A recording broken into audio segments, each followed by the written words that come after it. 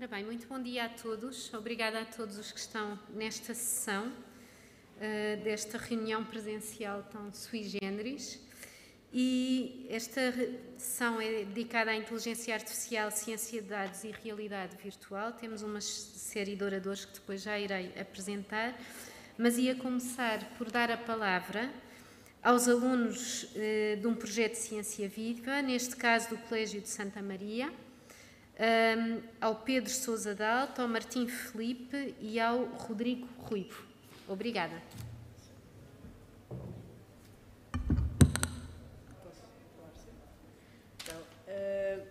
Bom dia, eu sou o Pedro Sousa Dalto e queria começar por agradecer a este convite. Nós fomos convidados aqui, estamos muito honrados por este convite e queríamos falar sobre o nosso projeto e o que foi o CANSAT Júnior, que consiste na construção de um satélite. E dizemos já, esta execução desse satélite para nós foi muito difícil e foi um desafio, pois envolve vários componentes que nós não tínhamos estudado até agora. Estudámos várias matérias abordadas neste projeto, como a fisicoquímica, a física, aliás, e nós participámos todos, nós somos 9. E alguns de nós não puderam estar presentes hoje, mas estamos aqui nós os três para representar. Aliás, um de cada ano. Nós somos todos do terceiro ciclo, ele é do sétimo, eu sou do oitavo, ele é do nono. E todos nós tivemos tarefas neste projeto que foi. E, por exemplo, os mais novos ficaram incumbidos de paraquedas, os mais velhos ficaram incumbidos da produção da lata, desta peça aqui. Ainda pita. E eu do oitavo ano fiquei mais incumbido da produção dos componentes e do código. Como podem ver, ainda funciona, após uma queda de 10 segundos a 9 metros por segundo. Uma altitude de 82,9. A uma altura de 80 metros, cerca de 80 metros, e ainda funciona. Teve uma aterragem suave. E após mais de 60 horas de trabalho investidas só em trabalho escolar, sem contar com trabalho em casa, tudo se reduziu a 10 segundos da queda e tudo correu bem. E embora não tínhamos ganho, parece que ganhámos, e porque todos ganhámos muita coisa neste projeto, tanto em aprendizagem como em experiências. E podemos não sair lá com uma taça, mas todos nós adorámos ter estado aqui e sentimos que foi ótimo para nós e para todo o nosso aprendizado. Muito obrigado.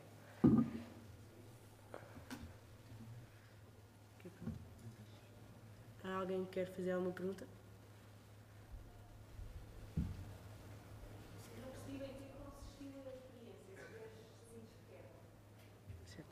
Então, eu não falei muito, mas eu posso explicar melhor. O projeto do CANSAT Júnior é um lançamento de satélite, de um drone. O nosso foi cerca de 80 metros e tinha de sobreviver a essa queda. E este conseguiu sobreviver e, inclusive, ainda pitou agora. Apesar de não estar assim em muito bom estado, e conseguiu enviar bastantes dados para a Estação Terra, que esse era um dos objetivos. Tinha de enviar dados com a pressão atmosférica e a altitude, a temperatura, e no final tudo foi muito bem sucedido. Muito obrigada. Não sei se há mais questões aqui da plateia. Qual foi a parte assim mais desafiante ou mais difícil do projeto? Na nossa opinião, a parte mais difícil foi tudo um desafio, este projeto, mas, na minha opinião, acho que foi bastante difícil a parte final, em que nós tínhamos de fazer o código, estávamos a terminar aqui o paraquedas, E tivemos bastante ajuda, inclusive do nosso professor, que se esforçou muito para nós estarmos presentes neste projeto e, por exemplo, aos fins de semana conseguirmos trabalhar na escola. E queria agradecer também ao professor por isso. Muito obrigada. Obrigada. Penso que merecem uma salva de palmas, verdade?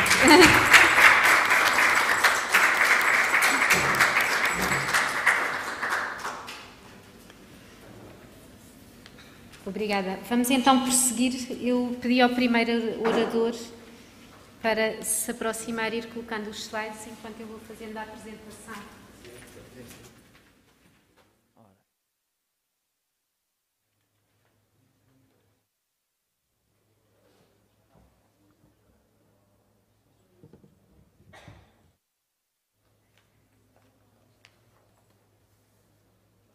Enquanto preparamos aqui o setup operacional, só recordar que esta sessão se refere à inteligência artificial, ciência de dados e realidade virtual. Vamos ter oradores muito distintos, o que também dá uma ideia clara da riqueza e da interdisciplinariedade desta área. Vamos começar pelo Sérgio Moro, que sei que tem uma prova de avaliação e que não vai querer deixar os alunos à espera e, portanto, que fará a sua intervenção e que possivelmente depois, caso alguém tenha alguma pergunta, se calhar peço que no final da intervenção a faça, porque pode não estar já no final. Portanto, o Sérgio Moro vai falar de extração de conhecimento a partir de social media, aplicações em marketing e turismo. O Sérgio Moro é professor associado com agregação no ISCTE e é também diretor do mestrado em ciência de dados, se calhar alguns de vocês depois no futuro vão lá parar. E é também coordenador do Grupo de Sistemas de Informação do Centro de Investigação ISTAR.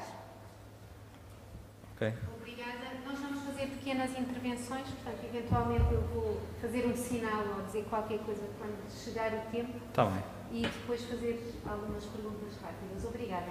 Bem, muito obrigado a todos. Isto depois da apresentação dos alunos anterior, isto vai se tornar um bocadinho aborrecido. Parabéns a vocês, acho que estiveram muito bem. E obrigado também à professora Inês. Portanto, o que eu vos trago aqui é um tema que é, toda a gente sabe o que é que são redes sociais, temos muita informação nas redes sociais, isto tem um pouco a ver com aquilo que eu tenho feito a nível de investigação no ISCTE, que é como então, na perspectiva do marketing e turismo, retirar partido do manancial de informação que existe nas redes sociais. Portanto, isto também deu-se realmente no contexto desta evolução tecnológica que tem a ver com o aumento da tecnologia ao nível de redes, de ligação, de armazenamento e também de processamento e, claro, deu origem à internet que, para os mais novos, se calhar, já nasceram com a internet, não sabem o que é isso, mas estão aqui alguns que certamente se lembram deste percurso em que, a partir do início deste milénio, portanto, começou a aparecer este paradigma que tem a ver com social media, em que, enquanto antes os conteúdos da internet e as páginas eram estáticas, eram produzidas por programadores, e eu também passei um bocadinho por isso, foi uma oportunidade excelente para quem sabia programar na altura, porque as empresas contatavam-nos e nós é que produzíamos os conteúdos, dava para ganhar algum dinheiro durante as férias e tudo mais. O que acontece é que com este paradigma, o que acontece é que temos uma plataforma, como o caso do Facebook, todos conhecem, e que, na verdade, não produz conteúdos nenhuns. Simplesmente quem produz conteúdos somos todos nós, somos os utilizadores, é que produzimos conteúdos. E a maior parte dos dados, quase todos os que existem na internet hoje em dia, são produzidos, de facto, pelos utilizadores. Isto tem a ver com este paradigma chamado Web 2.0, em que os conteúdos, de facto, são produzidos pelos utilizadores. Claro que não tardou muito até que se percebesse que havia formas de tirar partido disso, quer na perspectiva, obviamente, do negócio, certo? Portanto, ou seja, as empresas, ao entenderem melhor os consumidores, portanto, conseguem definir estratégias de forma a alinhar as necessidades dos consumidores com aquilo que produzem, com os serviços que comercializam. E depois, claro, na perspectiva académica, que neste momento é aquela que me interessa mais, então entender estes fenómenos sociais da informação que é colocada por todos nós na internet, nas redes sociais. Então, como é que eu consigo fazer isto? Consigo fazer isto, portanto, isto normalmente, no contexto de uma empresa, o que acontece é que existe este ciclo em que eu tenho os dados das redes sociais que eu vou utilizar e vou recolher e vou analisar para depois então decidir como agir. Decidir como agir pode ser, inclusive, incluir uma estratégia ao nível das redes sociais, uma estratégia de marketing que hoje em dia não pode fugir da inclusão das redes sociais. Portanto, a nível de redes sociais há muitas, há umas mais generalistas, outras mais especializadas, algumas não são totalmente só de social media, como algumas estão ali, como a Amazon, mas na verdade nós quando compramos um produto na Amazon podemos escrever uma review, por isso eu coloquei também ali, e o que temos nestas redes sociais temos vários tipos de dados, temos textos, números, por exemplo, eu quando compro um produto, ou quando vou a um hotel, posso dar um ranking de 1 a 5 no TripAdvisor, ok? Quanto mais gosto do hotel, maior o ranking. Também imagens, vídeos, ok? Portanto, isto então está cada vez mais na moda. Então aqui há alguns exemplos desses tipos de dados, e estes são os tipos de dados que eu tenho trabalhado mais ao nível de texto e dados quantitativos, dados numéricos, neste caso, vamos considerar assim. Mas, claro, muitos outros colegas, como a professora Inês, eventualmente, trabalham com imagens e com vídeos e com coisas mais avançadas. Pronto, aqui há alguns exemplos. Obviamente, eu consigo ver aqui algum potencial, consigo ver que está ali a informação que eu quero extrair, como o score atribuído num hotel, como o texto da review para ver qual a opinião da pessoa sobre a unidade que eu estou a gerir, enquanto gerente de uma unidade hoteleira, uma foto que foi adicionada pelo utilizador que também pode ser analisada, etc. Como é que eu consigo então fazer esta extração de informação? Claro que uma empresa pode fazê-la manualmente, isto torna-se um bocado limitativo, portanto eu estou limitado ao que está lá, mas é o que muitos hotéis, por exemplo, fazem, ou seja, tem uma equipa, o gerente vai lá e de vez em quando responde aos reviewers, porque isto depois é tudo um ciclo, ou seja, se eu responder a um reviewer que me faz um antigo hóspede que me fez uma crítica, isto depois é percepcionado de uma maneira positiva pelos futuros hóspedes, pelos potenciais hóspedes.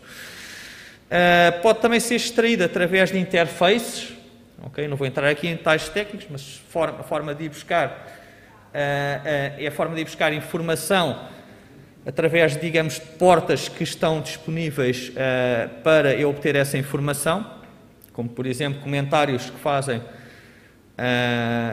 no Facebook. Obviamente só tenho acesso a tudo o que é livre, tudo o que é de acesso livre. Okay? Não vou aqui entrar em questões de confidencialidade de dados, que isso dava uma outra temática e uma outra sessão. E esta última via ainda me leva mais a isso, que é web scraping, que no fundo é eu arranjar uma forma de imitar um leitor num site. Ou seja, percorro uma página, faço uma leitura, extraio informação, enquanto eu estou a ler, não é? Passo à próxima página e vou percorrendo este ciclo.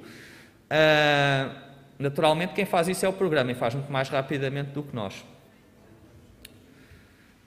Portanto, olhando um bocado para os números que eu consigo extrair, para o texto, portanto, através de técnicas de data mining e de text mining, então eu consigo, de alguma forma, extrair conhecimento que me ajuda a trazer aqui uma vantagem competitiva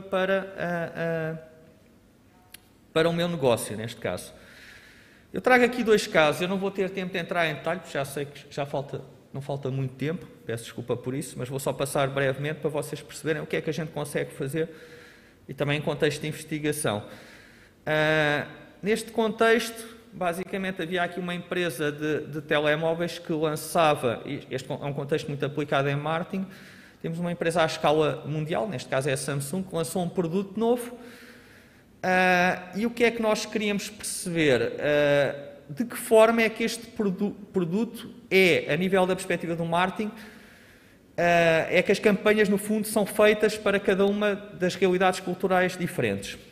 Então analisámos três colónias do Império Britânico, a Austrália, a Índia e a África do Sul, e aqui isto no fundo são medidas que me definem a diferença cultural de contexto ao nível do país apenas, ok? E fizemos aqui, portanto, esta abordagem em que extraímos todos os dados de redes sociais, neste caso do Facebook, peço desculpa,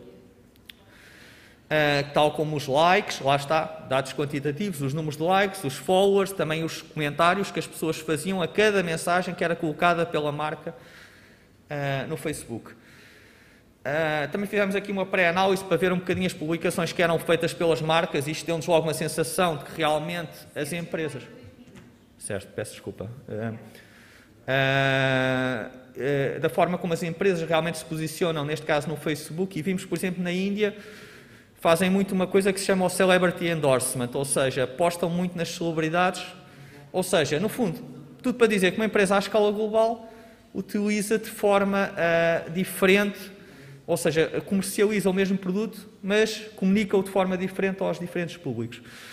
Através aqui de uma análise, que eu vou passar um pouco à frente, também para não vos estar a roubar muito tempo, nós então conseguimos perceber aqui algumas diferenças culturais que eu passo a mostrar, isto foi publicado nesta revista, que tem um pouco a ver com a forma como os consumidores, ou os potenciais consumidores, respondiam às várias publicações que eram feitas nas redes sociais. E era diferente, portanto, a conclusão a que chegámos foi que justificava-se estratégias locais mesmo para produtos globais, a nível de marketing. O outro caso, vou só passar aqui muito rapidamente, mas tinha a ver com simular e perceber como que forma é que conseguíamos entender quais as variáveis que influenciavam mais os preços praticados online a nível de reservas de quartos de hotéis em Portugal. Recolhemos uma série de informação e aqui este é o slide onde eu vou focar mais, que é para vocês perceberem que, nesta perspectiva, eu consigo extrair de várias fontes muita informação e combiná-la. Claro que isto não é assim tão fácil, mas a vantagem é que eu tenho mais informação para poder analisar. Tá, vou passar isto um pouco à frente e passar só para as conclusões, para não ser chamada a atenção novamente.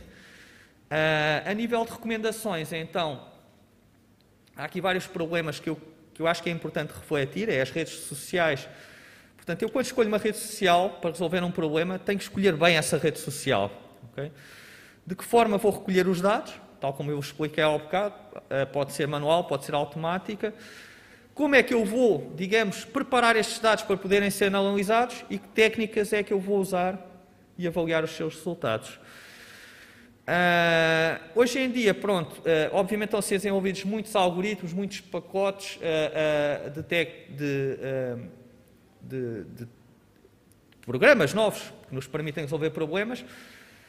No entanto, muita da investigação que está a ser feita é aplicada, ou seja, eu tenho um problema e eu quero resolvê-lo. Já existem técnicas, tenho que as ajustar um bocadinho para resolver esse problema. E é muito nessa base que eu tenho de trabalhar. Portanto, isto também é fundamental, é algo que as empresas eu acho que não estão a fazer muito em Portugal, que é pegar nos dados das redes sociais e combiná-los com os dados que já têm a nível organizacional e então fazer novas análises. Ok? Pronto, e obrigado. Peço desculpa um bocadinho.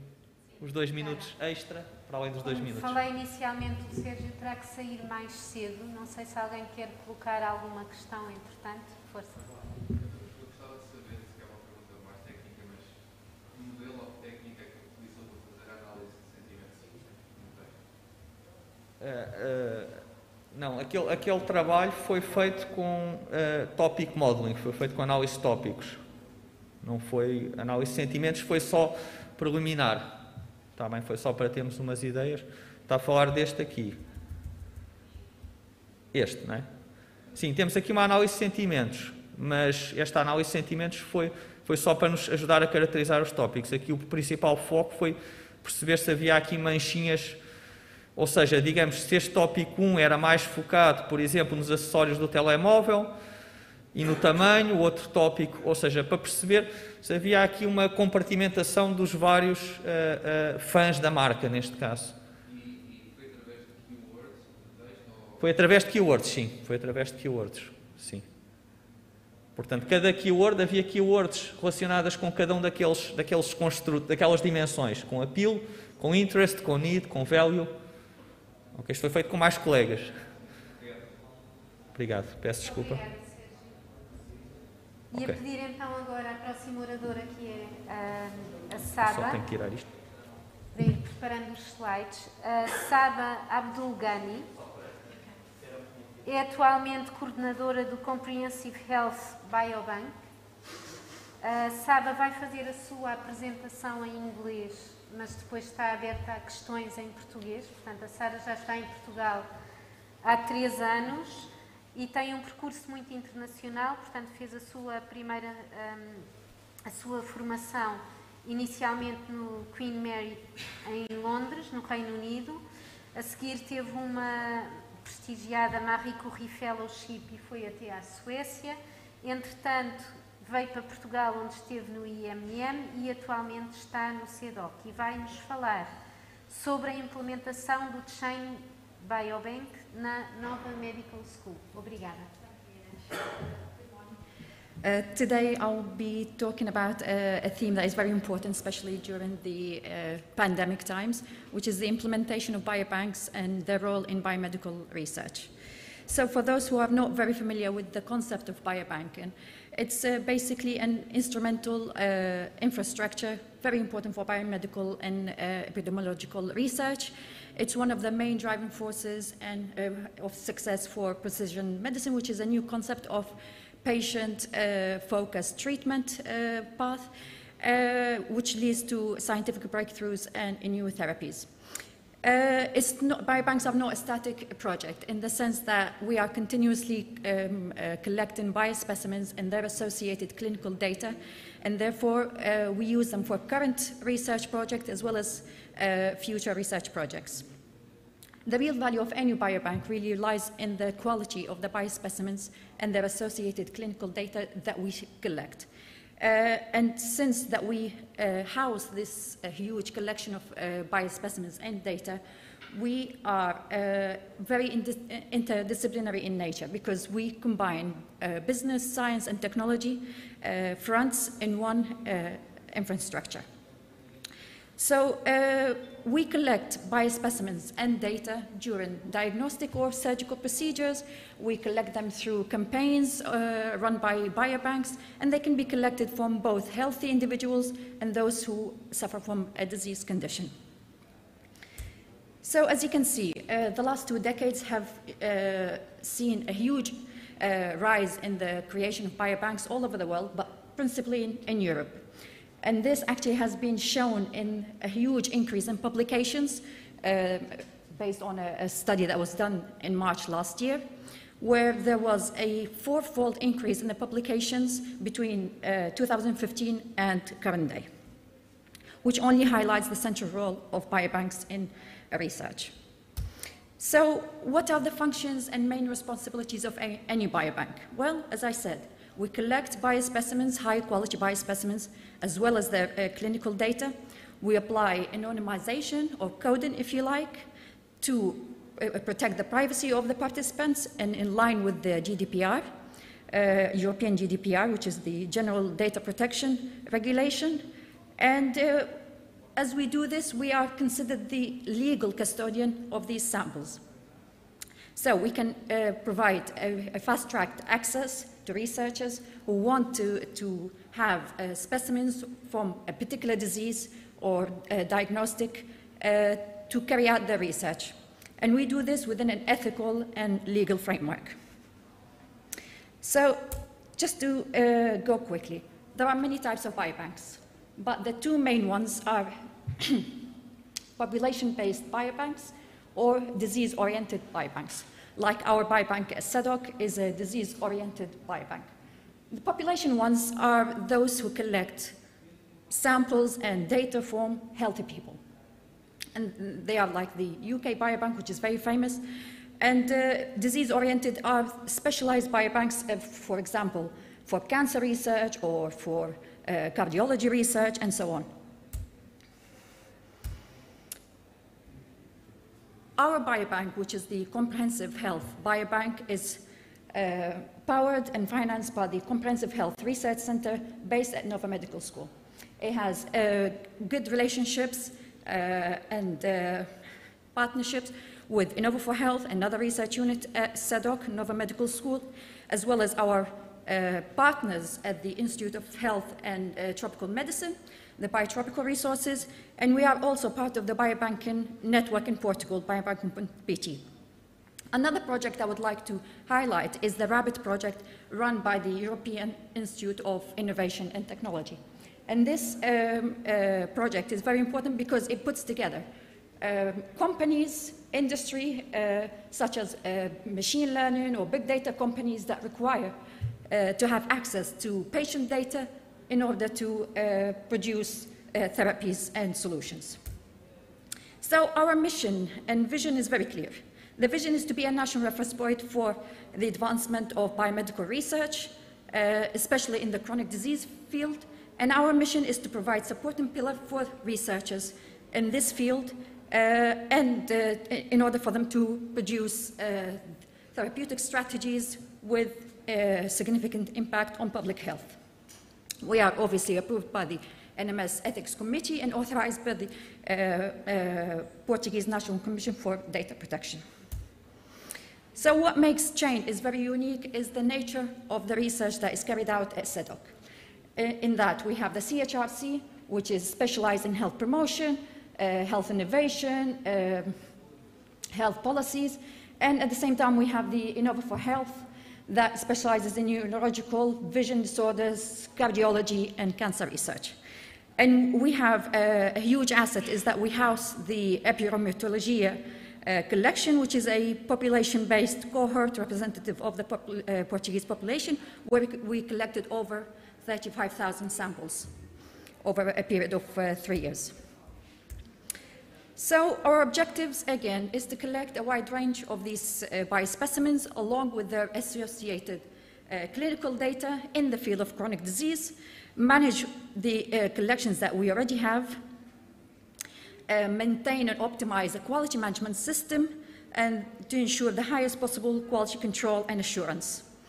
Provide support to our researchers in terms of helping them design their studies, design and develop standard operating procedures for these studies, and at the same time guarantee personal data protection in line with the European laws. And again, also to join the largest European biobanking network that exists, the BBMRI. Again, very quickly, I'm just showing the collection that we currently house, over 40,000 biospecimens and associated data. As any other infrastructure in biomedical research, we have an executive committee, as well as a technical, scientific, and ethical committees, as well as an advisory board. So if a scientist wants to get access to a specific type of samples, they submit their project to us. We send it to the scientific committee to be approved, and then we provide the samples.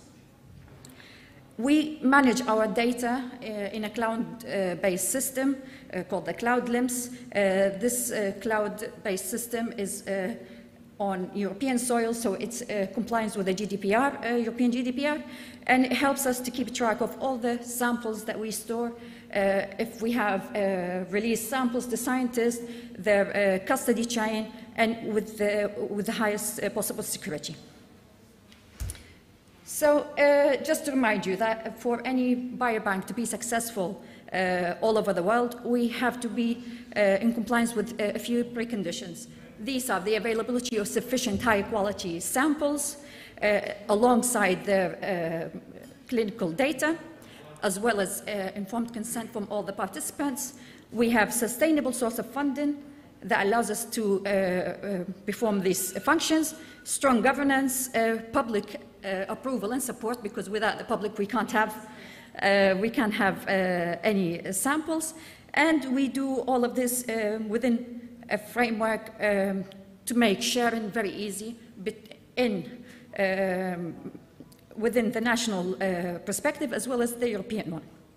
And of course, to remind everybody that the very essence of biobanking is actually biosharing. Thank you.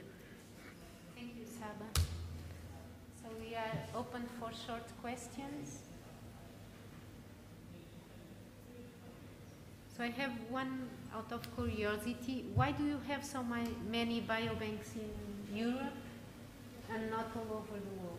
not get much? I think it's mainly to do with funding. And there are a lot of, for example, the European biobanks, they all have to comply with certain rules. In sense, they have to follow the same acquisition procedure for the samples, keep them at the right storage conditions, follow European laws. This is not always easy to perform without actually having to join these regulations. And another thing, actually even within Portugal, there are a lot of biobanks that are associated with hospitals or with academic centers, and they are not actually thought of as a complete biobank, just as a storage, and they exist all over the university research institutes. Okay, thank you. And okay, go ahead, Rui.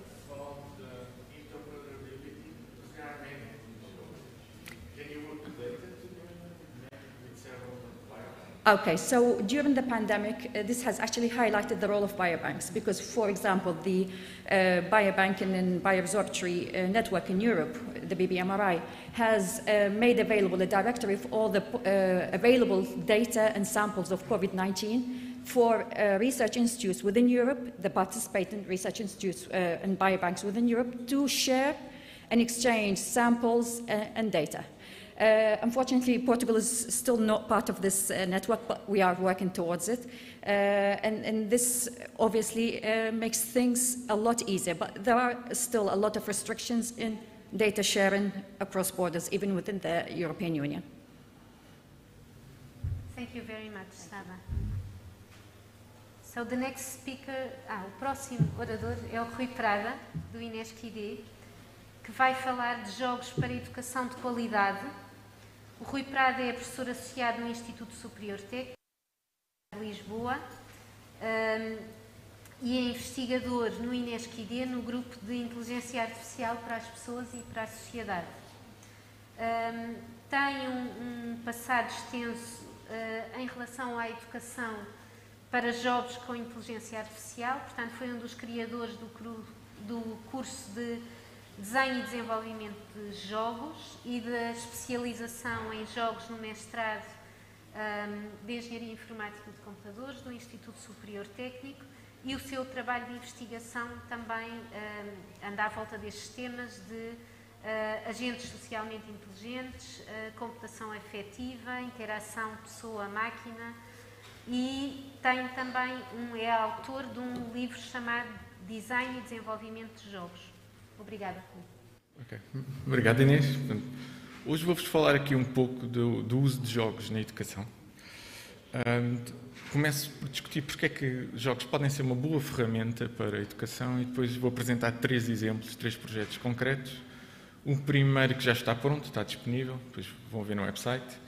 Um que está agora numa fase avançada de desenvolvimento e um que está a começar, mas gostava de discutir algumas coisas com vocês. Então, a primeira coisa que eu gostava de discutir é que os jogos normalmente são associados a entretenimento, mas têm muito mais que isso, não é? Porquê? Porque têm informação, são uma forma de comunicar conhecimento em particular, ou uma história, mas também são formas de participação. Portanto, os jogadores participam na própria criação dos mundos dos jogos, ou jogam em conjunto e vivem também, que é a última dimensão que eu gostava de salientar, vivem uma experiência em conjunto, uma experiência emocional, uma experiência que partilham depois, mesmo depois de jogar o jogo, e que faz com que os jogos funcionem. Por estas razões e por outras, os jogos têm sido aplicados a contextos muito mais concretos para além do entretenimento. Principalmente são bons meios, pelas suas características multimédia, de transmitir informação ou mostrar como as coisas funcionam, através da simulação dos mundos que fazem, por exemplo. Mas uma das principais razões é pelo facto de serem bons meios para captar a atenção dos jogadores e manter o interesse, manter os jogadores a jogar o jogo durante algum tempo. Estas 2 características fazem com que o conhecimento e a informação que esteja partilhada passe mais facilmente.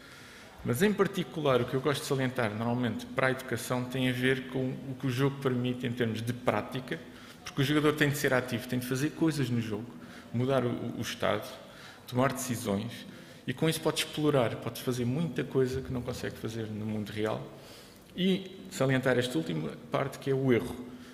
pode falhar à vontade e aprender com a falha. Portanto, porque o jogo permite-lhe essa segurança.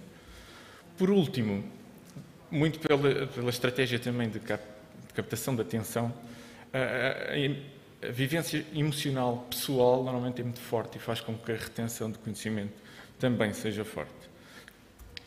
Portanto, o primeiro exemplo que eu tenho aqui para vocês é um projeto que já está disponível desde o final do ano de 2020, é o Trem Trem, portanto, podem jogá-lo diretamente no site. É um jogo sobre fenómenos sísmicos e tem vários objetivos. O principal até é alertar para o facto que Portugal tem um elevado risco sísmico, que as pessoas se esquecem. Depois também promove conhecimento sobre o fenómeno em si, mas mais sobre as práticas que se devem ter para a prevenção e também como agir durante um fenómeno. Portanto, estão já a ver algumas imagens do jogo. O jogador pode escolher sítios onde se vai abrigar para se proteger. Também tem uma série de sítios onde pode explorar e pode tentar e ver que morre. Portanto, e os miúdos adoram morrer no jogo, portanto é muito divertido. Exploram várias formas de fazer. Salienta para outras coisas alguns fenómenos pós-sismo que se devem ter em atenção, como o facto da eletricidade ou do gás, em particular dentro de casa, que pode ser um perigo. Também tratamos a questão de haver uma réplica, portanto, há aqui repetição do fenómeno, que é muito comum.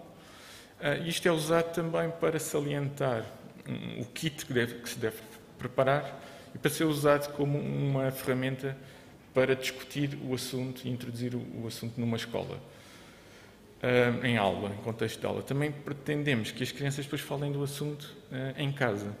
Portanto, depois de jogarem, mostram e levam para os pais. Porquê? Porque os pais é que tratam a maior parte das questões da segurança. Portanto, o jogo depois salienta outras situações em que se percebe para que é que servem as coisas que estão no kit. Porque é que é importante ter um rádio? Ou mesmo algumas coisas de sobrevivência, como água. Depois mostra outros fenómenos, né, que podem acontecer, como o marmoto, que estão a ver agora. Portanto, há aqui uma escolha e o jogador tem de perceber que tem de ir para sítios mais elevados. E mesmo depois, quando acabou, portanto, todos estes fenómenos, ainda há muitos perigos que estão ativos, em particular se estivermos a passear por uma cidade,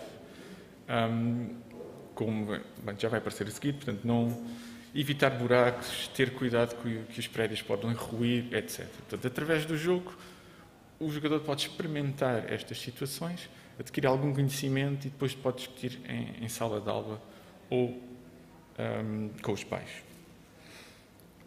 Portanto, vamos ver aqui só uma parte final. Portanto, o jogo ainda é relativamente longo, tem 4 níveis diferentes e neste vai morrer. Pronto. O próximo é um jogo que está neste momento a ser desenvolvido num projeto de inovação pedagógica no técnico e o objetivo é fazer um jogo que permita estudar e aprender química orgânica, em particular permitir a criação de moléculas. Portanto, é um jogo em realidade virtual, portanto, imersivo. E porquê? Porque uma das coisas que nós queremos não é apenas criar as moléculas, mas estudar a sua estrutura, a estereoquímica, portanto, a parte 3D, tridimensional de uma molécula. E é importante porque, por causa dos isómeros, ou seja, compostos, moléculas que têm os mesmos átomos, mas depois têm uma distribuição diferente no espaço, e isso altera as propriedades químicas do composto.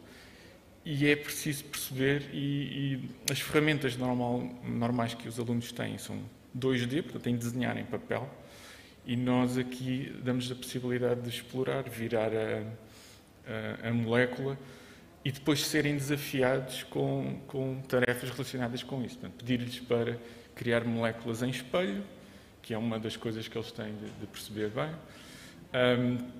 perceber como é que fazem uma projeção, ou como é que, pegando uma projeção 2D, que é aquele esquema que costumam usar nas aulas, como é que criam um composto correspondente, rodar o composto para ficar de acordo com uma projeção particular, fazer, que acho que é o que estão agora a fazer, a molécula em espelho. Portanto, isso são conceitos que são mais fáceis de experimentar e de passar num ambiente tridimensional imersivo.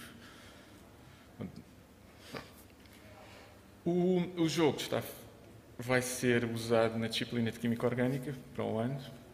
Portanto, está em estado já avançado nesta parte de brinquedos está a funcionar. O que estamos agora a fazer é tornar estes desafios num contexto de uma aventura em que o jogador possa aplicar este conhecimento, por exemplo, para abrir portas secretas ou abrir um baú que tem um tesouro. Depois pode desencadear, por exemplo, ganhar novos elementos para criar novas moléculas. Depois podem ser usadas para enfrentar alguns desafios, como fazer uma arma que possa eliminar alguns inimigos e assim sucessivamente. Pronto, este está em algum estado avançado. E queria agora, nos últimos minutos, falar um pouco sobre o projeto ID Gaming. Portanto, este é um projeto que está a começar, começou já no final do ano passado, mas pronto, teve alguns desafios por causa da pandemia. É um projeto Erasmus+, que o objetivo é fazer jogos para pessoas com deficiência intelectual. Portanto, e só isto já traz um grande desafio. O que nós queremos é que os jogos sejam ferramentas para ser usadas em cálculo de resolução de problemas, memória e atenção ao detalhe, orientação espacial, linguagem, portanto, coisas que são difíceis naturalmente para estas pessoas, mas o que gostava de salientar, o último, não é só isso, é fazer com que os jogos também possam ser uma ferramenta de bem-estar emocional, em particular de partilha com os pares e com as pessoas que não têm problemas. Portanto, nós estamos a tentar explorar a questão de mixed ability. Portanto, como é que uma pessoa que não tem qualquer dificuldade joga com uma pessoa que tem dificuldades e consegue mesmo assim ser uma experiência bastante interessante para os dois. Então, o que estamos a fazer neste momento, e já fizemos uma série de workshops nos vários parceiros, desde Espanha, Grécia, Itália, Portugal, para levantar algumas das questões diretamente com os potenciais jogadores. E estamos a pensar em criar um jogo, não é esta imagem, eu trouxe isto em ilustrativo, será um jogo de tabuleiro, pode ser jogado fisicamente, com um conjunto de caixas que trazem desafios, mas também transportado para o mundo virtual. E a ideia aqui também é arranjar uma aventura, fazer com que a motivação para se esforçarem nas tarefas os mantenha ativos a jogar e partilhem a experiência também com os colegas e familiares. E pronto, já é tudo. Obrigado. Tenho aqui algumas referências. Questões? Força. Gostava de saber como é que medem o impacto destes jogos, tanto a nível do interesse gerado para os jovens, como também ao nível da aquisição do conhecimento. É uma pergunta difícil. No jogo de Química vamos fazer um estudo mesmo cuidado para isso. Portanto, vai ser aplicado num contexto de sala de aula, vamos ter um grupo de controle e vamos tentar perceber se tem de facto algum impacto. No jogo do Trem-Trem é um pouco mais difícil porque em contextos de escola primária é difícil fazer este tipo de coisas, mas normalmente é um estudo experimental normal. Tens uma condição de controle, estimulas com um jogo, ou então usas uma coisa alternativa, que será uma aula, um texto, um vídeo, sem interatividade. Portanto, precisas ter um estímulo comparativo. E depois testas no imediato, testas passado 2 semanas, testas passado 6 meses. Ou seja, a parte da aquisição de conhecimento, podemos, por exemplo, olhar para as notas dos alunos e perceber se melhoraram ou não. Na parte da consciencialização, por exemplo, no jogo da parte sísmica, e como é que dá para testar essa... É difícil, mas o que nós temos é... Nós, no website, recolhemos algumas métricas de engagement, para saber. As pessoas jogam e, de facto, temos jogadores lá, sei lá, 10 jogadores por dia. E, se calhar, hoje, como aparece o link, um pouco mais. Sabemos que o jogo desperta interesse, nós fazemos ações diretas com as escolas, porque não sou eu, do Departamento de Engenharia Civil do Técnico, usa o jogo também nas ações que faz nas escolas. O jogo tem sempre interesse e é jogado depois disso. Portanto, nós acreditamos que pelo menos os tópicos fiquem durante algum tempo salientes e há uma discussão muito rica e os professores confirmam isso.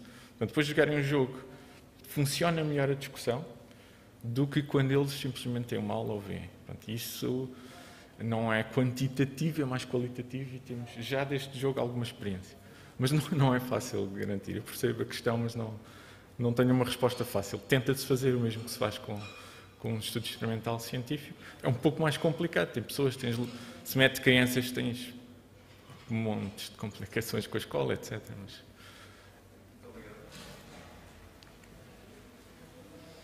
Sim, força. Aqui mais uma questão. Tomando em conta bem, a parte de divulgação que é importante nos jogos, como é que vão tratar da divulgação e o bom uso e verificar que estão a ser usados bem, de maneira correta e não é só pessoas a matarem-se repetidamente, como no jogo do Temtem? Como é que sabem que vai correr bem a divulgação e o uso próprio deste tipo de jogos em escolas ou infantários ou liceus?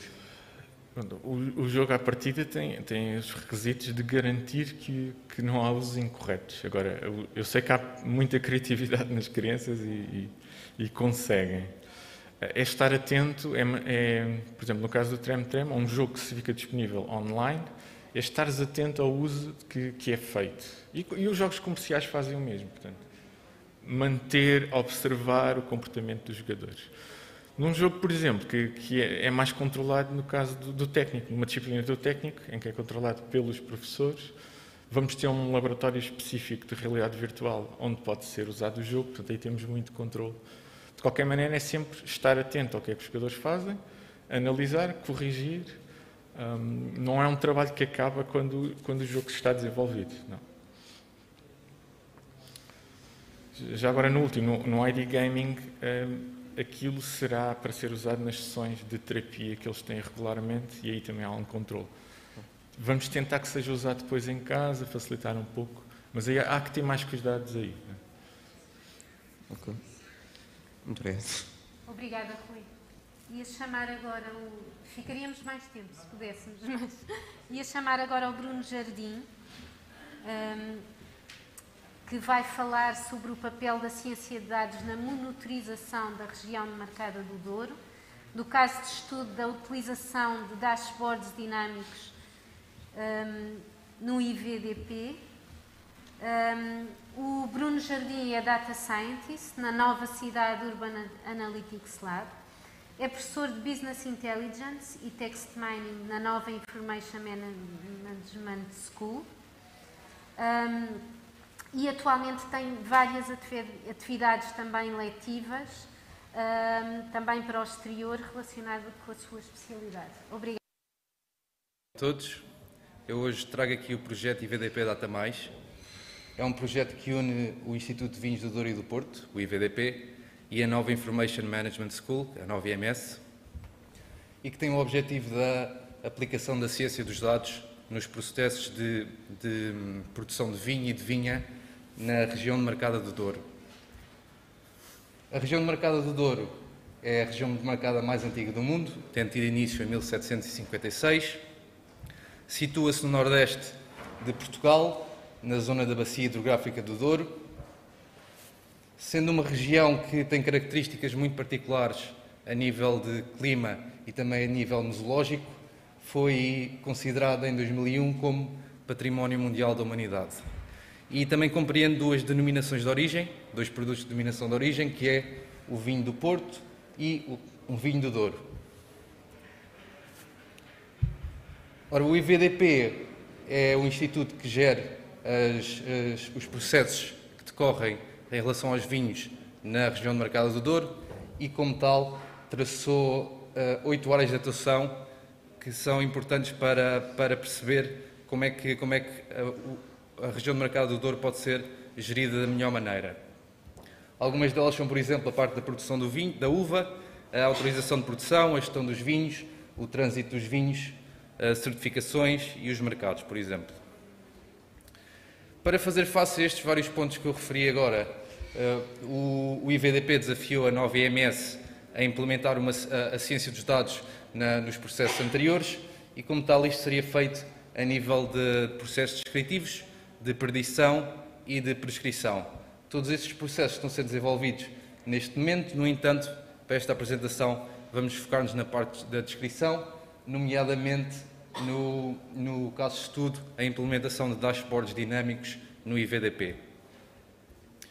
Os dashboards que eu vos vou demonstrar a seguir vão ser implementados ao nível de 4 áreas temáticas do fluxo de informação do IVDP, que vai desde da colheita de uva até à parte dos mercados.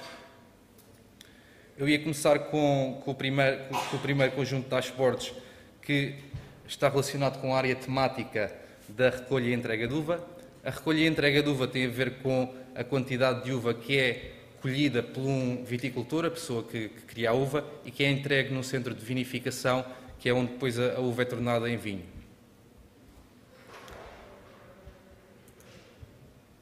O primeiro dashboard em relação à recolha e entrega de uva, e são dois, olha para uma perspectiva mais temporal, em que é possível filtrar o ano e também a data, e podemos ver quando é que decorreu o início da atividade e o fim da mesma, e também podemos ver a evolução a nível diário, a nível mensal e até a nível horário, e a nível semanal também.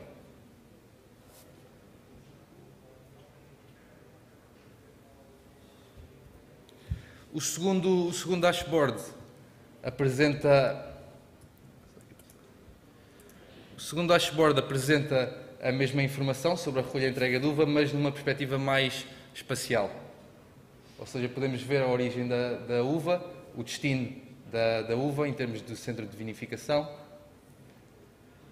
e perceber as quantidades, onde é que se movem, e também no canto direito o número de viaturas e o número de carros associados ao transporte da uva.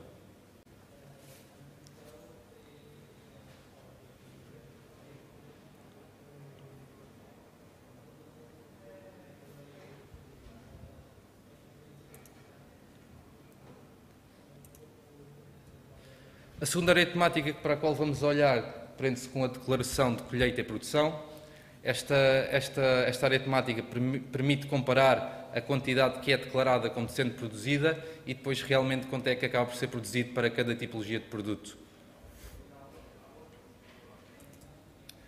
O primeiro dashboard que vamos ver tenta demonstrar a quantidade de uva que é declarada por quem produz a uva, e neste caso este deve espelhar o dashboard anterior que eu vos mostrei, as quantidades aqui, mas neste caso podemos ver em termos de tipo de produto, enquanto no outro não tínhamos esta informação.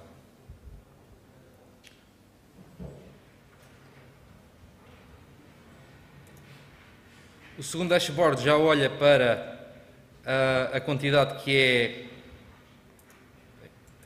O segundo dashboard já olha para a quantidade que é recebida no centro de vinificação, e esta quantidade, em princípio, deverá responder à quantidade que foi entregue. Portanto, este conjunto de dashboards permite-nos também medir se existem discrepância entre os valores que são enviados pelo viticultor e depois os valores realmente que são recebidos no centro de vinificação. Isto, mais uma vez, pode ser visto em termos temporais e também em termos de espacial ao nível da freguesia.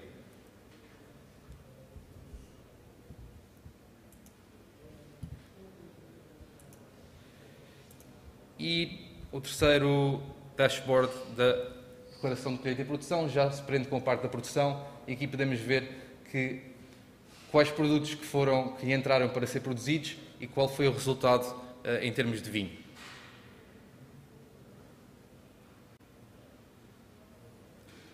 Por exemplo, podemos ver que aqui foi declarado como denominação de origem do Douro e, na realidade, nem tudo foi produzido, se tornou denominação de origem do Douro, tendo outro sido produzido como vinho de mesa, por exemplo.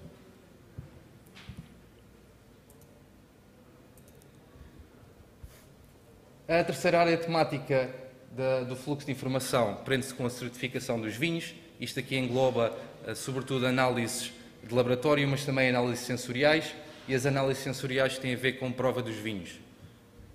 Neste dashboard único podemos ver os diferentes resultados das análises sensoriais ao longo dos anos, e podemos ver para cada produto quais são os parâmetros que são provados e qual é o resultado para cada um desses parâmetros.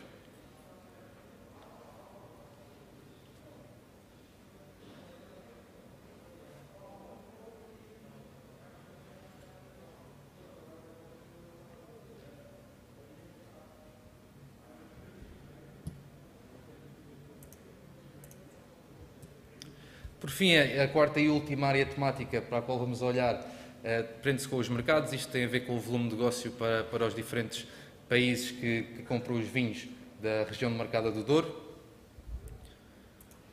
Entre outras coisas, podemos ver aqui, por exemplo, quais os países com os quais foi feito negócio, onde é que estes se encontram. Podemos ver o volume de litros que foi transacionado, o número de euros que foram gerados e também a média de euros por litro, ou seja, a média do preço de uma garrafa nos diferentes países, e podemos comparar diferentes países e perceber qual a distribuição.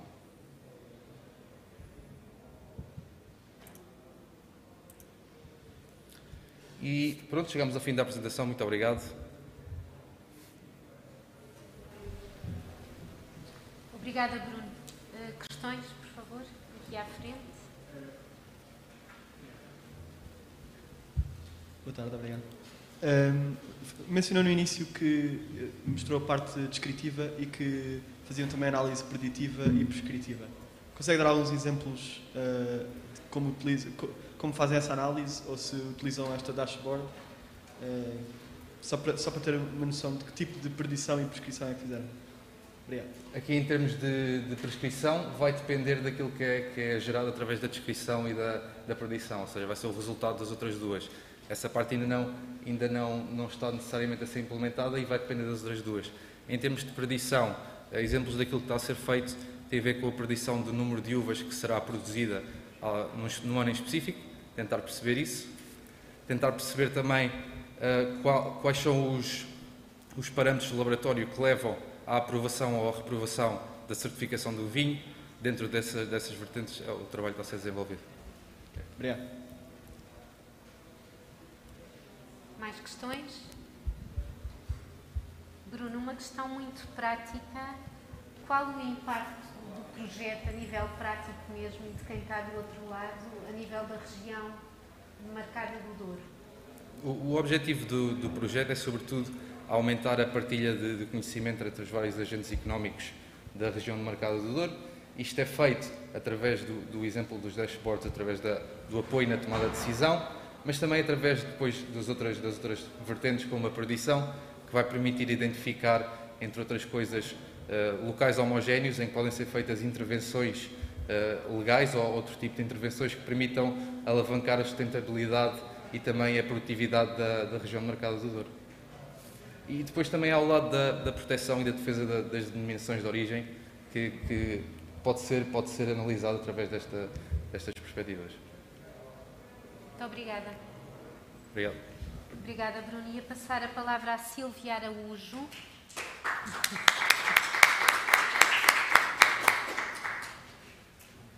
Que vai falar do Centro de Estudos Humanísticos, que vai falar do Portlingue, um portal para a comunicação de ciência em línguas de especialidade. A Sílvia é professora auxiliar do Departamento de Estudos Românicos da Universidade do Minho e desenvolve a sua investigação nas áreas de linguística de corpos, das tecnologias aplicadas às línguas e das humanidades também digitais. Tem envolvimento em vários projetos e também está na Comissão Diretiva do Mestrado em Tradução e Comunicação Multilingüe. E está envolvida também no mestrado em Humanidades Digitais e vai-nos falar agora um pouco desse trabalho. Obrigada. Aqui uma grelha. Pronto, então, bom dia a todos. Venho apresentar o projeto Portlingue, um portal para a comunicação de ciência em línguas de especialidade. O que eu vou apresentar é mais ou menos a motivação que presidiu a elaboração deste projeto e os seus objetivos. Nós vivemos hoje numa sociedade de informação, em que coexistem várias áreas do saber. O facto é que ninguém nasce a falar essas línguas de especialidade que nos rodeiam, cada área tem o seu jargão próprio e não há nativos da linguagem académica, não é? Há uma fraseologia, uma terminologia própria muito complexa e só mergulhando nessas áreas é que então surgiu esta ideia que vou agora apresentar. E, por outro lado, temos hoje um forte investimento nacional e comunitário em repositórios académicos, ou seja, um manancial inesgotável de informação a nível científico, nomeadamente em plataformas como o RECAP, o OpenAIRE ou a própria Google Scholar. E foi precisamente nesse contexto que surgiu o projeto Portlingue. A nossa intenção foi criar um portal para as línguas de especialidade.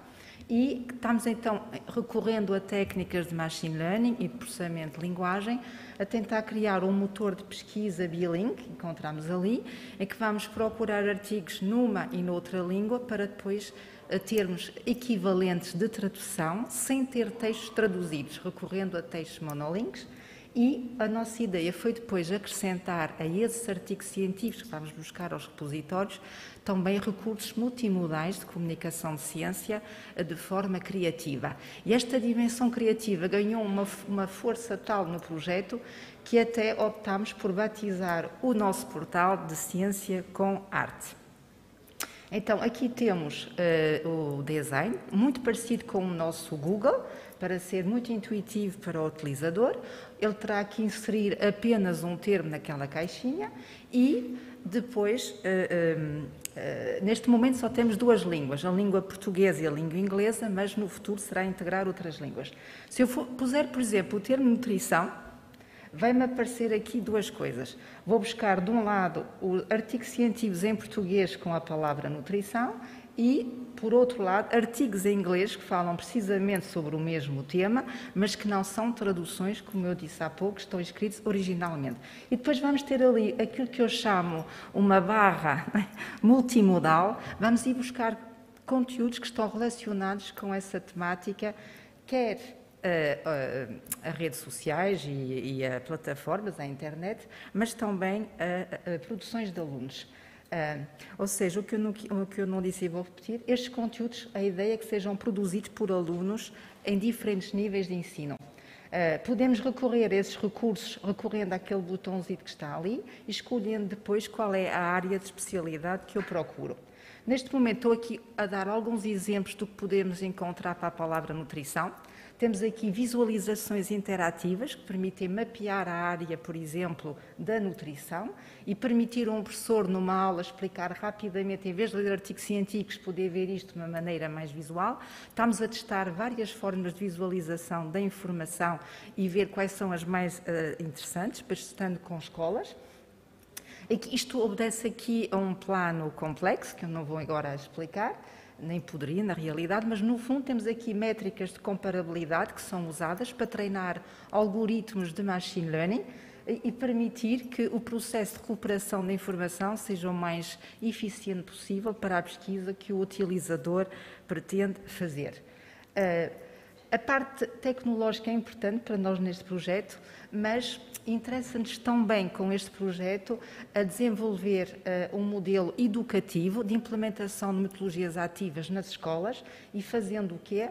Trabalhando este conceito de multimodalidade, que quando eu junto, e o Rui estava agora a falar nisto dos jogos, de juntar texto, imagem e áudio, tornar o mundo académico menos monocromático, com muita cor, muita vivacidade, e então o que é que temos aqui? Desenvolver, os alunos vão produzir conteúdos de ciência, e ao produzir conteúdos tornam-se comunicadores de ciência e desenvolvem várias competências como a literacia digital, a criatividade, o espírito crítico e, no fundo, é uma forma mais interessante, talvez, de apreender os conteúdos dos artigos científicos.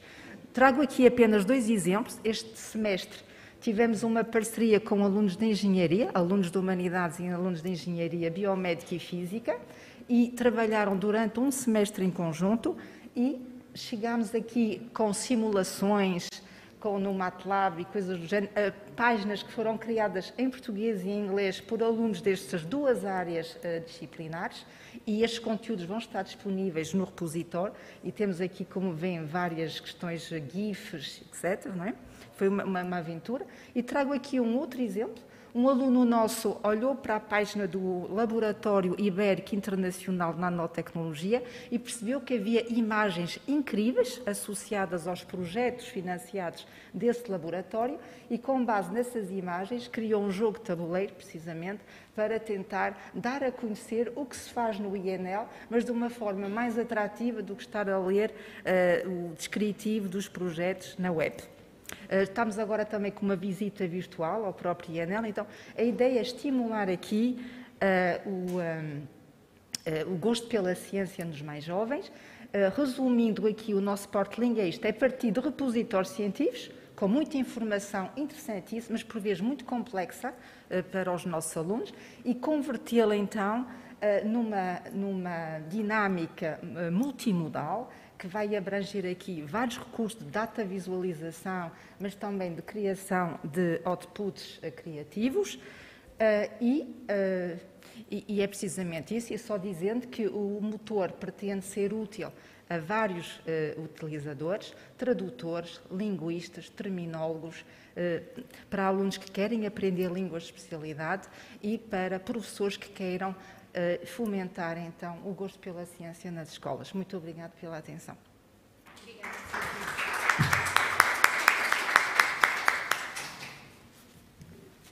Questões?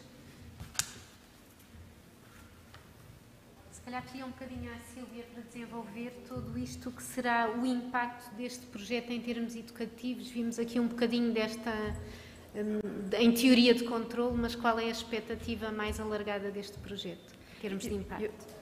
Eu queria começar por dizer que a equipa já é multidisciplinar, temos linguistas, terminólogos, temos pessoas que trabalham em linguística de corpos, pessoas que trabalham em machine learning, já está a ser uma aprendizagem para a própria equipa, perceber como é que estas técnicas de machine learning podem dar origem a produtos que são interessantes para a comunidade, criar mais diálogo dentro da comunidade, mas também entre a comunidade e a sociedade.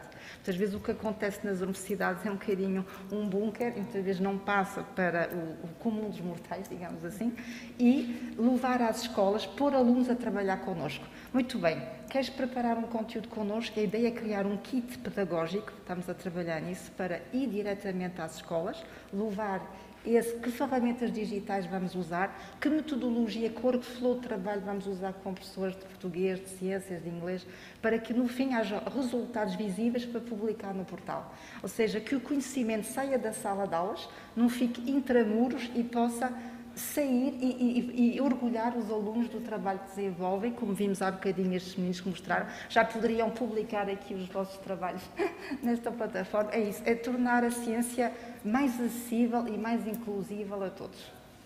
Sim, obrigada. E atualmente esta plataforma está disponível para todos ou... Exatamente, estamos agora com um protótipo, não é? Que já está a funcionar. Mas nós ainda vamos otimizar as funcionalidades, porque para além daquele motor de pesquisa bilingue, não é? Através do monolink, temos então que ainda pesquisar com métricas a questão dos vídeos, das imagens, isto ainda estamos em pleno... Trabalho em progresso. Exatamente. Espero que tenham gostado do projeto, eu estou muito entusiasmada com ele e espero que os jovens fiquem connosco, nos acompanhem nesta viagem. Obrigada, Sílvia.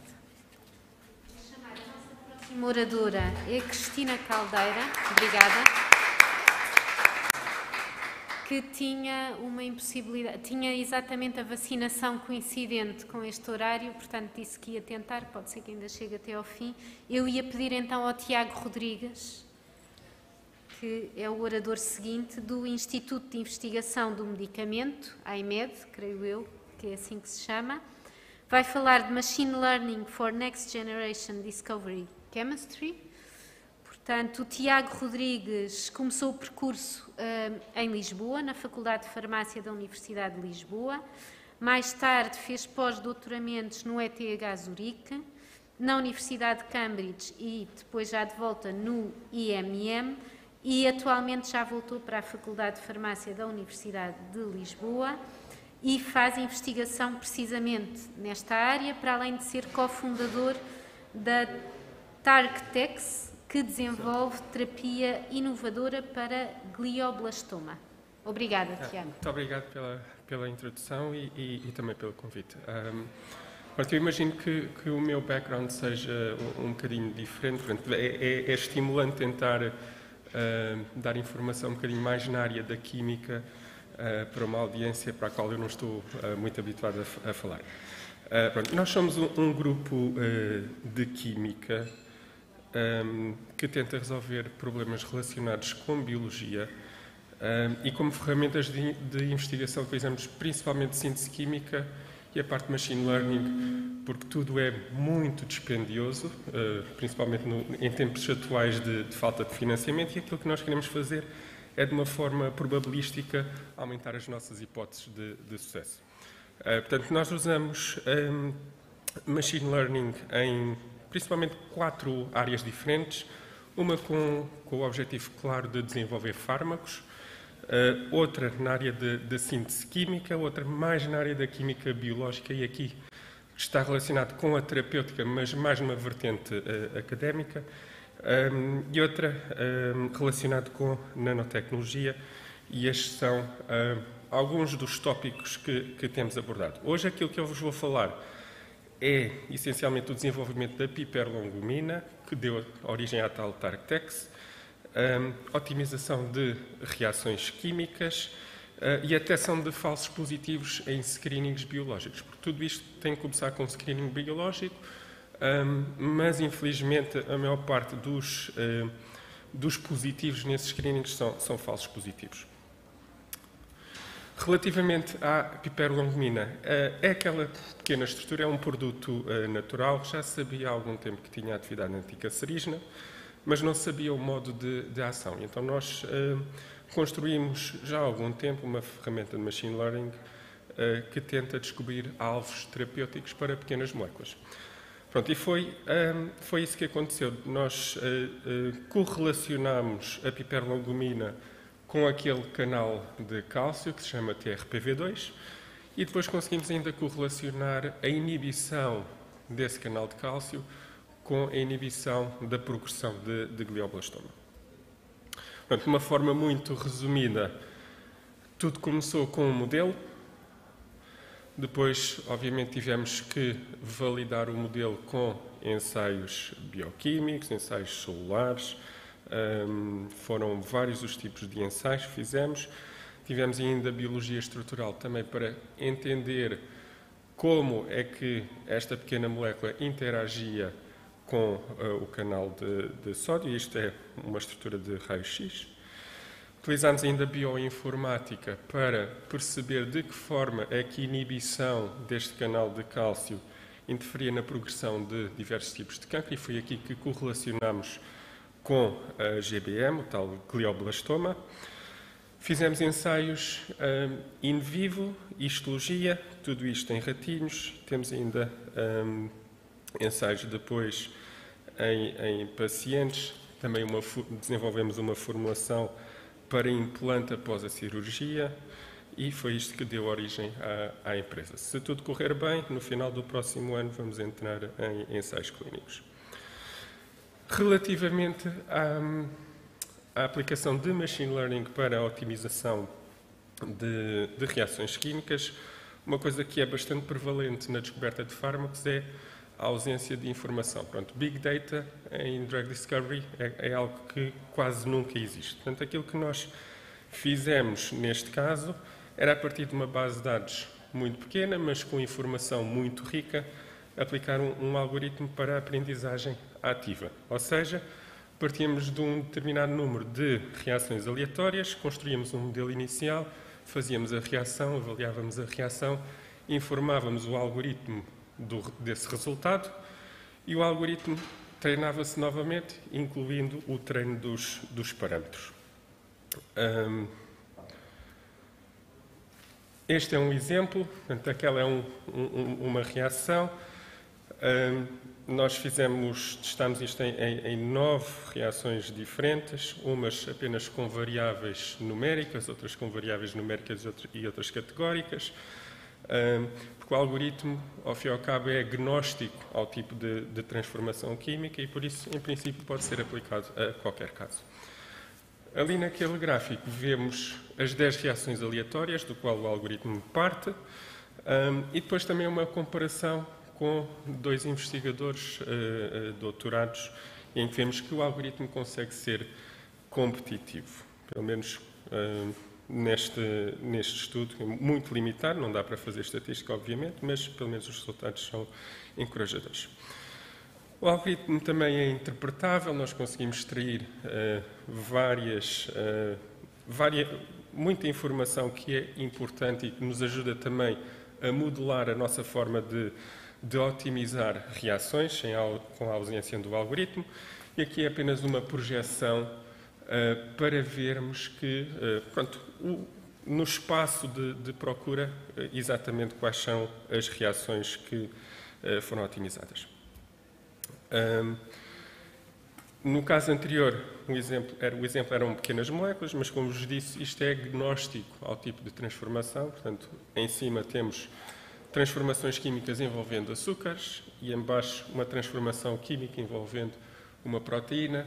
A azul são as variáveis que foram otimizadas e aquilo que está escrito são os parâmetros ótimos para obter o rendimento que está ali a bold e, como podem ver, é competitivo com aquilo que estava descrito como o melhor método na literatura. Como terceiro caso, aquilo que eu vos falei há bocadinho é o caso dos falsos positivos. Portanto, normalmente para o desenvolvimento de fármacos tem que se partir de um ponto de partida. Esse ponto de partida é normalmente uma pequena molécula.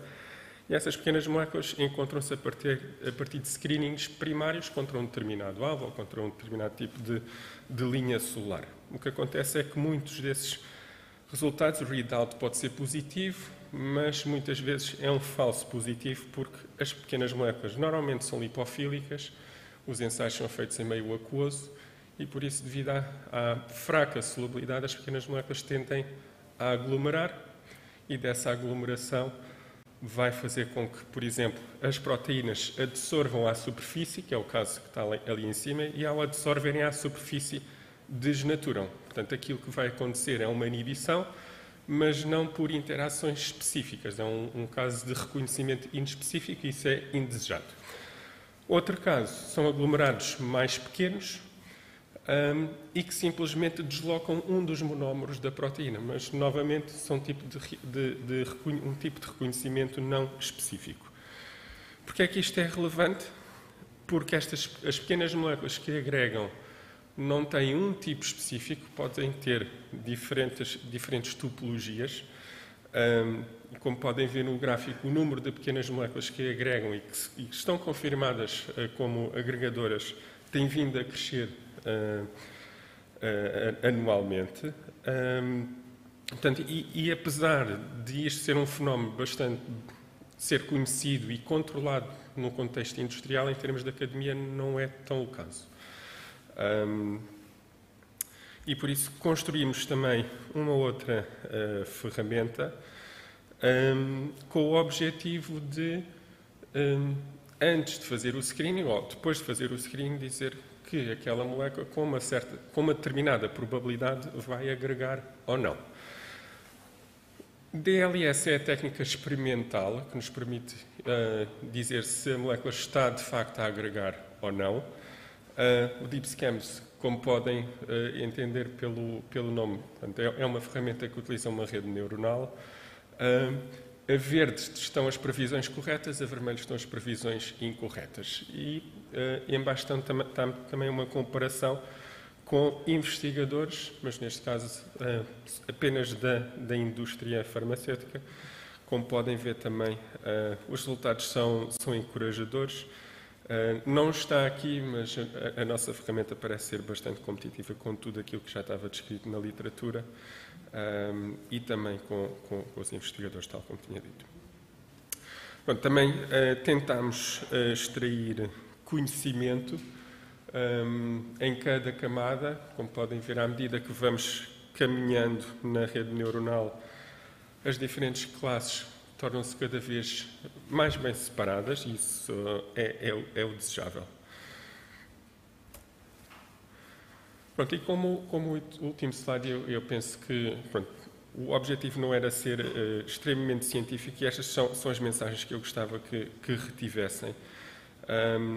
Que a descoberta de fármacos, de facto, pode ser configurada como um problema de data science, e isso acho que é bastante interessante e que normalmente investigadores desta área não estão habituados a pensar dessa forma. Isso pode trazer benefícios no futuro se estas ferramentas forem adotadas de forma correta.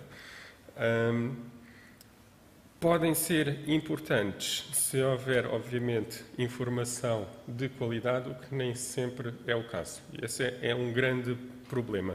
Informação é escassa, normalmente não é, pode ser de qualidade, mas quando começamos a agregar informação de vários laboratórios em que os ensaios são feitos com tecnologias diferentes, coisa começa a correr um bocadinho mal. Machine Learning, na experiência que temos, funciona muito bem como um assistente de decisão, mas é sempre preciso ter alguma pessoa atrás para perceber se aquilo faz sentido ou não, não obstante da pessoa se permitir a ser surpreendida pelo output, portanto, apenas para ver se é completamente descabido ou não. Como vos disse na apresentação, Big Data simplesmente não existe e, por isso, se calhar o foco é em desenvolver algoritmos que extraem de forma cada vez mais, forma mais eficiente informação a partir de low data e utilizando aprendizagem ativa. Obviamente não existe nenhuma ferramenta preferida. Cada um daqueles 3 exemplos que eu vos mostrei é um tipo de machine learning diferente. No primeiro caso era um SOM, no segundo caso era uma random forest, no terceiro caso era deep learning. Não deverá haver qualquer viés ou inclinação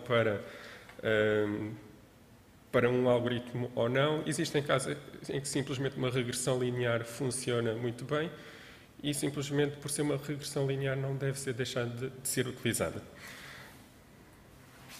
Pronto, e esta é a minha equipa, é uma equipa que está a crescer lentamente. São as minhas 2 alunas de doutoramento e uma extensa lista de colaboradores. Obviamente que todo este trabalho foi feito por uma equipa multidisciplinar, principalmente quando envolve química, biologia, formulação. É simplesmente impossível um grupo apenas fazer todo este tipo de trabalho e o financiamento que temos tido. Pronto, e é tudo. Obrigado pela vossa atenção.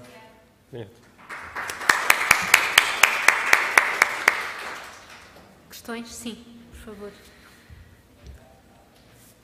Depois a seguir há uma outra ali atrás. Antes de mais, parabéns pelo seu trabalho. Obrigado. Eu gostava de fazer uma pergunta no que toca aos dados e à forma como os dados são extraídos. O senhor tinha dito que efetivamente tínhamos um problema porque as condições podiam não ser uniformes entre vários laboratórios. Exato.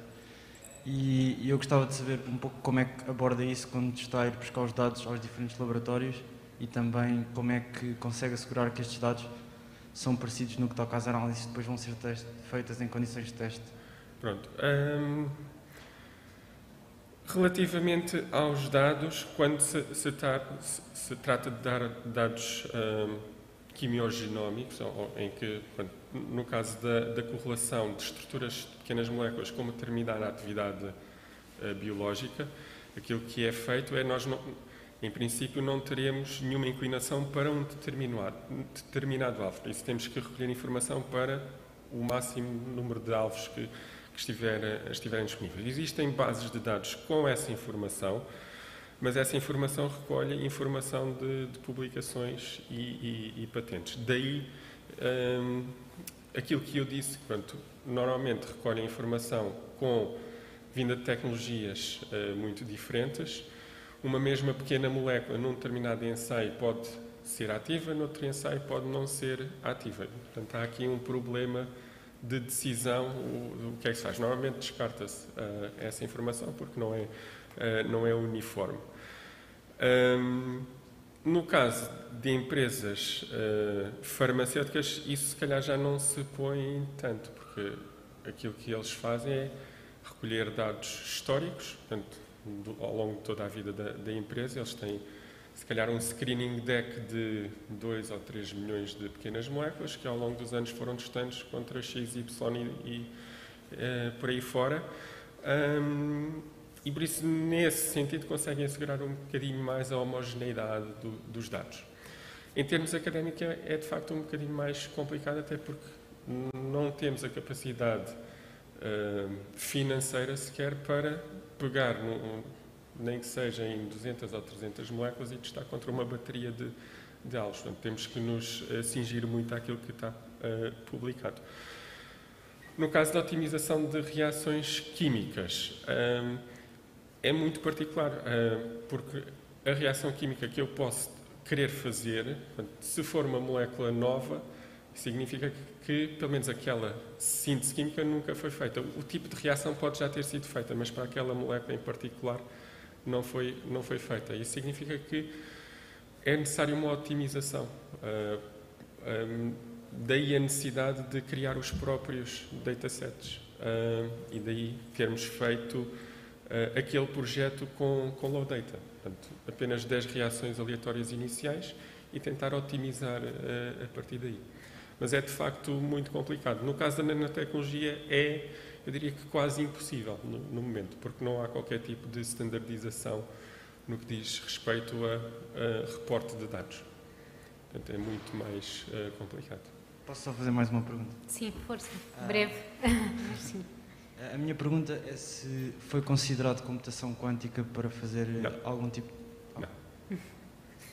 Obrigada. Vou pedir ali, se passa o microfone ali para trás, que há outra pergunta. Sim, e depois concluímos. Boa tarde a todos, boa tarde ao Tiago, excelente apresentação.